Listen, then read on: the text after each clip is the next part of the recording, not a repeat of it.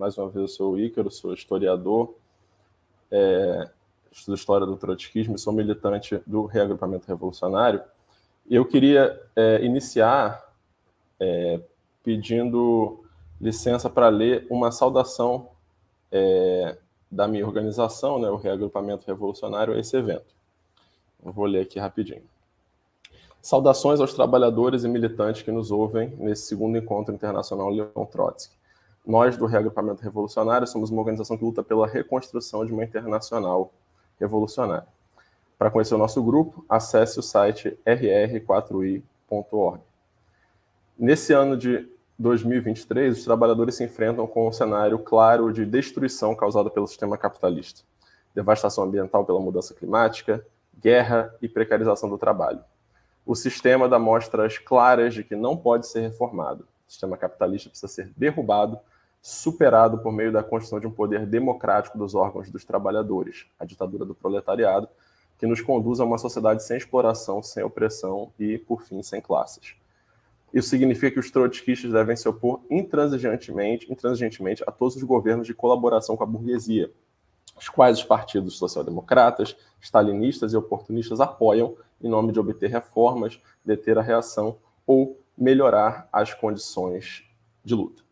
No Brasil, a maior parte da esquerda apoia ou apoiou de forma aberta ou velada a subida do poder ao poder de um novo governo do PT e PCdoB com a direita, inclusive, né, grupos que participam do evento, e que dessa vez conta com o apoio do PSOL, e grupos que se reivindicam trotskistas. Queremos afirmar a necessidade de uma postura clara de oposição pela esquerda a tal governo da parte dos revolucionários dignos desse nome. Isso não significa deixar de batalhar por reformas, nem de fechar os olhos para a reação bolsonarista e fascista contra a qual devemos estar alertas e combativos, mas sim que o próprio caminho para obter reformas, deter a reação, sem aí parar, está na mobilização da nossa classe, coisa que o governo Lula-Alckmin frustra nos momentos cruciais, como ficou comprovado nas lutas recentes contra a reforma do ensino médio, do novo ensino médio, e mantendo, né, as reformas retrógradas dos últimos anos, entre elas o arcabouço fiscal, porque eles continuam conduzindo ataques, né, também o contingenciamento de verbas de educação, e governam junto com conhecidos neoliberais inimigos do povo trabalhador, inclusive alguns ex-bolsonaristas. Na guerra da Ucrânia, vemos os interesses do bloco imperialista hegemônico chefiado pelos Estados Unidos em ação a partir da sua necessidade de combater o país dependente forte que é a Rússia, com seu poderio bélico herdado da antiga União Soviética, e os Estados Unidos querem conseguir maior hegemonia para seus capitais naquela região do planeta. Ao contrário do que afirmam alguns na esquerda, a Rússia não é uma potência imperialista. Sua economia é equivalente à de um estado médio dos Estados Unidos. E as suas exportações de capital são mínimas comparadas a dos grandes centros imperialistas de Europa, Estados Unidos, Japão. As fortes sanções dos países da OTAN contra a Rússia, e não em sentido contrário, provam isso. A guerra se dá já hoje pelo controle da OTAN no lado ucraniano, com mais de 80 bilhões de dólares em armamentos, tanques, helicópteros. Não existe revolução ucraniana. Essa guerra não está se travando no interesse da liberdade do povo ucraniano, mas para o benefício da OTAN e dos Estados Unidos. Sem nenhuma simpatia pelo governo reacionário e oligárquico de Putin, contra a qual os trabalhadores e soldados russos devem manter suas lutas, e sem apoiar qualquer das anexações que ele deseja, defendemos, como trotskistas, que a tarefa principal nessa guerra é a derrota da OTAN e de seus apoiadores. A denúncia do bloco militar da OTAN, seu desmonte e sua derrota é remover um obstáculo terrível que oprime os povos e facilitar as condições futuras para uma revolução da classe trabalhadora nessa região. Única solução duradoura que garantirá a paz. Por fim, saudamos a luta dos trabalhadores e dos oprimidos contra as mais variadas formas de opressão e contra o imperialismo, em especial os camaradas de Cuba, local onde aconteceu o primeiro encontro, e que enfrentam o duplo desafio de fazer oposição à burocracia governante, mas também defender as conquistas remanescentes da Revolução contra a restauração do capitalismo, o imperialismo e a influência das correntes burguesas. Situação similar àquela vivida pelos trabalhadores nos outros estados operários deformados, remanescentes, China, Coreia do Norte e Vietnã. Viva o trotskismo, a luta dos trabalhadores por um renascimento de um marxismo consistente que permita a formação do Partido Mundial da Revolução Socialista. Bom, feita essa saudação, né, agora vou para a minha apresentação mais histórica. Né?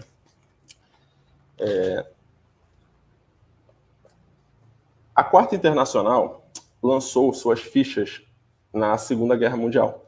Tinha esperança de que sairia do conflito como liderança de revoluções vitoriosas na Europa ou no mundo colonial. O Manifesto de 1940 dizia: a nova geração de operários que a guerra empurrará para o caminho da revolução tomará nosso estandarte. Esse otimismo revolucionário, proclamado enquanto Hitler triunfava na Europa, não resistiu à prova da realidade. Os militantes e líderes da Quarta Internacional foram vítimas de atentados e execuções que se contaram em centenas, tanto pelas mãos dos nazistas imperialistas quanto das forças de repressão dos stalinistas. Para tornar a situação mais difícil, várias das previsões de Trotsky não se concretizaram. O stalinismo não apenas sobreviveu, como também expandiu seus domínios sem que houvesse uma revolução política dos trabalhadores contra a burocracia. Partidos stalinistas saíram da guerra com uma influência ampliada, tornando-se em muitos países a principal corrente da classe trabalhadora. Trotsky também acreditava numa decadência mais ou menos rápida de todos os regimes democráticos burgueses em regimes totalitários. A Quarta não previu uma reação democrática capitaneada pelos Estados Unidos ao fim da guerra, nem a relativa estabilidade das democracias burguesas nos centros imperialistas. Todas essas questões viriam a desorientar o movimento trotskista após a guerra, desprovido de lideranças experientes. A maior seção da Quarta era o SWP dos Estados Unidos, única entre as principais que não foi severamente vitimada. O SWP manteve a direção internacional funcionando, chefiada pelo ex-secretário pessoal de Trotsky, o francês Jean van Heijnoort, mas sua atividade foi prejudicada pela falta de contato com as demais seções. A Quarta, na prática, deixou de existir como efetivo organismo internacional durante a Segunda Guerra, havendo uma reconstrução entre os anos 1944 a 1948, com um novo corpo dirigente. Quero aqui falar de 3 debates ocorridos nesse momento de reconstrução. O primeiro debate é sobre a ocupação nazista e as resistências. A ocupação nazista de grande parte da Europa causou confusão e divisão entre os grupos trotskistas. Um exemplo foi a seção alemã, o IKD, imigrado nos Estados Unidos, que em 1941 tirou conclusões que revisavam as posições trotskistas e proclamavam a necessidade de uma nova época de revoluções democrático-burguesas para libertar os povos europeus do exército alemão, antes de qualquer perspectiva socialista. Essas posições foram combatidas pela maioria dos partidos e líderes da Quarta. Já a seção francesa se dividiu diante da ocupação nazista. O Partido Operário Internacionalista, POI, de Marcel Hick, defendia a derrota da ocupação pelas forças da resistência, por vezes apregoando a necessidade de uma revolução nacional, com muitas demandas democráticas em primeiro plano. Alguns grupos romperam com tal perspectiva do POI, especialmente o que viria a formar o Comitê Comunista Internacionalista, CCI, liderado por Rodolphe Prager e Jacques Privat. O CCI priorizou as atividades sindicais no período da ocupação e criticava a orientação do POI como uma traição social patriótica, ao afirmar que ele falhava em se diferenciar da ala da burguesia francesa de De Gaulle, que dirigia a resistência. Após o encontro clandestino entre o POI e a seção belga em janeiro de 1942, formou-se o Secretariado Europeu Provisório. A crítica de social-patriotismo ao POI e ao secretariado de Marcel Hick não deve ser absolutizada, apesar dos seus desvios. O Secretariado Europeu manteve a defesa da União Soviética durante a invasão alemã e tinha uma perspectiva internacionalista de solidariedade com os soldados e trabalhadores alemães. O secretariado chegou a construir uma célula clandestina no exército alemão e publicou um órgão em alemão, Trabalhador e Soldado, com a linha de unidade de classe e confraternização revolucionária. Essa operação heróica acabou tragicamente levando à prisão e fuzilamento de 65 membros e simpatizantes da Quarta em Brest e Paris. O próprio Marcel Hick foi capturado, torturado e morreria num campo de concentração nazista em dezembro de 1944. O militante de origem grega e radicado na França, Michel Pablo, tornou-se o secretário europeu. Ele articulou a entrada dos outros grupos franceses separados do POI nesse mesmo órgão. Isso serviu de trampolim para a reunificação da seção francesa da Quarta Internacional numa conferência no ano seguinte, em 1944. A conferência fez um duro balanço da atuação dos 2 grupos franceses, que reconhecia terem sofrido poderosas pressões e dificuldades, mas nem por isso desculpava seus desvios. Criticava, de um lado, o POI, por um desvio social patriota, mas o CCI também era criticado por sectarismo com relação às lutas da resistência. Essa autocrítica dupla foi a base da reunificação quando eles formaram o PCI, a nova seção francesa, Partido Comunista Internacionalista. O segundo debate é sobre a estabilidade do capitalismo no pós-guerra. A Quarta Internacional, com algumas exceções importantes, apostou na continuidade da crise do capital após a Segunda Guerra. Via uma nova crise capitalista no horizonte, novas guerras imperialistas em curto prazo, e não um período de relativo crescimento econômico e relativa estabilidade nos centros do mundo capitalista. A Convenção de 1946 do SWP, por exemplo, aprovou uma resolução chamada A Iminente Revolução Americana. Acreditavam que na Europa o imperialismo americano agiria de forma tão predatória e ditatorial quanto fora a ocupação nazista e não haveria reconstrução. O mundo caminharia de forma inabalada para o fascismo caso não fosse impedido pela revolução. Isso era questão de poucos anos, se não de meses. Regimes de aparência democrática só poderiam ter um caráter episódico. Isso mostrou da Quarta certa incapacidade de analisar a nova realidade e se reorientar, sem com isso lançar fora uma perspectiva revolucionária. O SWP tinha medo de abandonar sua ortodoxia. Mas, em vez disso, era preciso preparar-se para um período relativamente prolongado de força do stalinismo e da social-democracia no mundo capitalista desenvolvido. O trotskismo seguia marginal. E isso explica as tendências principais que apareceram no trotskismo nos anos seguintes. De um lado, ortodoxia e sectarismo, negando reconhecer elementos da realidade. De outro, a tendência a adaptar-se de forma pouco crítica a novos fenômenos da luta de classes. Em 1944, surgiu uma oposição a essa perspectiva no SWP, liderada por Felix Morrow e Albert Goldman, importantes figuras do Comitê Nacional do Partido. Essa tendência fez críticas muito corretas sobre a realidade pós-guerra na Europa, prevendo muito melhor que a maioria da Quarta a relativa estabilização e natureza dos regimes democráticos burgueses, apoiados pela social-democracia e pelo stalinismo. Porém, é bom que se diga, Goldman e Morrow enfatizavam fortemente a adoção de um programa democrático, Assembleia Constituinte, República. Além disso, convergiam com Max Shachtman sobre a caracterização de que a URSS não era mais um Estado operário, chegando a afirmar mais acordo com aquele, Shachtman e o WP, do que com o próprio partido. A tendência Morrow-Goldman contou com o apoio do secretariado da Quarta, Jean Van Heijnort. Quando a tendência foi expulsa, acusada de colaboração com o Workers' Party de Shachtman, em 1946, Van Heijnort abdicou do seu cargo de secretário. Apesar dos problemas, as posições da Quarta nesse período afirmavam o papel crucial do Partido Marxista Revolucionário para os trotskistas.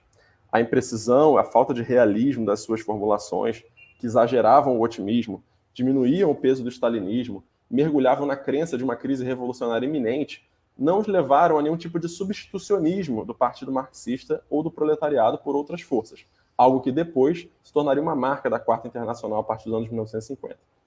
Cabe destacar também a oposição dos delegados da maioria da seção britânica, o RCP, de Jock Haston e Ted Grant, a essas conclusões errôneas. Eles alertavam que estava havendo uma recuperação econômica na Europa, financiada pelos Estados Unidos e com perspectiva de um crescimento, ainda que isso não resolvesse as crises cíclicas do capital. Afirmavam que a onda revolucionária do fim da guerra havia passado, traída pela social-democracia e pelo stalinismo, e que a reconstrução se encaminhava por uma contra-revolução democrático-burguesa. Nisso seguiu a mesma noção de Goldman e Morrow, embora não tirassem as mesmas conclusões sobre as demandas democráticas, nem sobre a URSS. Criticavam também a iminência de uma terceira guerra mundial, pois afirmavam que o imperialismo ainda estava fragilizado e precisaria se recuperar antes de disparar o primeiro tiro. O RCP inglês apresentou tais posições na Conferência de 1946 e no Congresso de 1948, mas elas foram rejeitadas pela maioria da organização.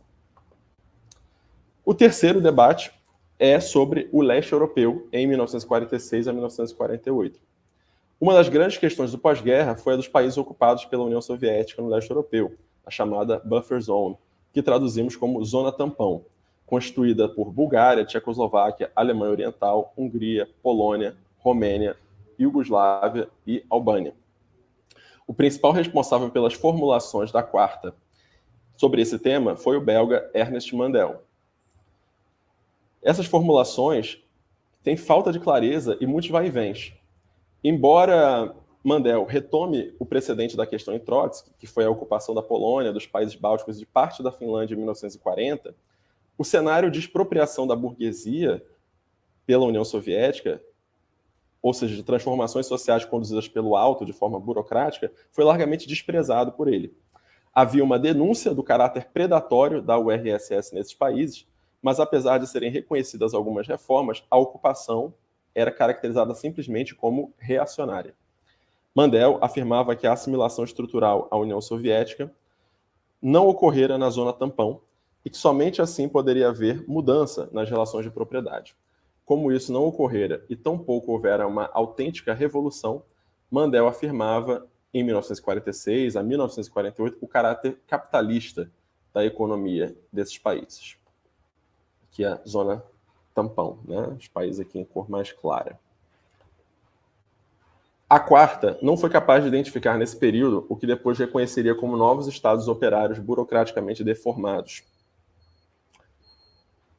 A confusão dos trotskistas era não perceber que o poder real estava nas mãos das tropas soviéticas e de seus partidos locais de apoio.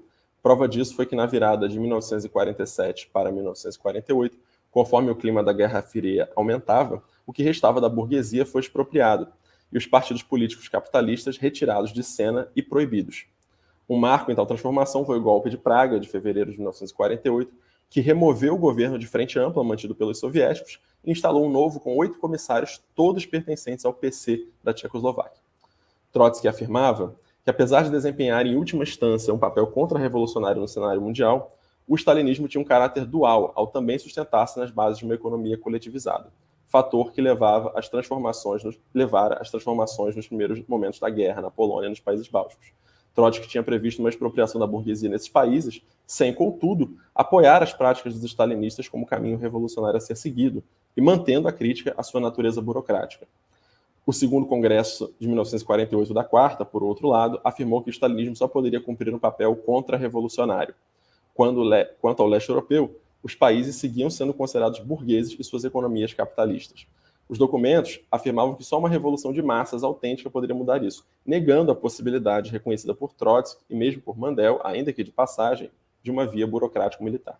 Sobre a URSS, mantiveram a posição de que era um Estado operário burocraticamente degenerado, criticando as teses do coletivismo burocrático, defendido por Chapman, e do capitalismo de Estado, defendido por Tony Cliff e outros. O leste europeu, porém, foi tratado de outra forma.